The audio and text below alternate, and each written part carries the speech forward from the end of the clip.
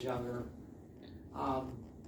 selling encyclopedias door to door and stuff like that. And finally, when I was about 26, I went into the record business on Chester Street in Philadelphia.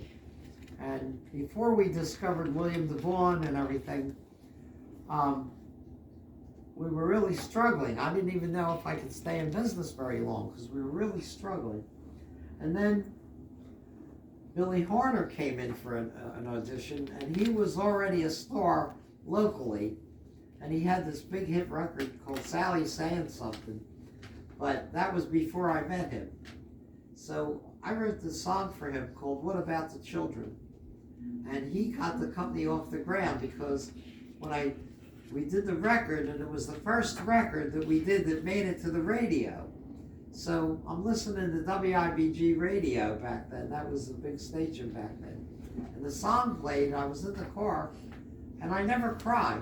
And yet tears started coming from my eyes when I heard the song on the radio for the first time. They were like happy tears. That's awesome.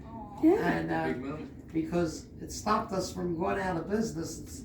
And then a couple of months later, William DeVaughn came in on an audition, and we struck it big with him.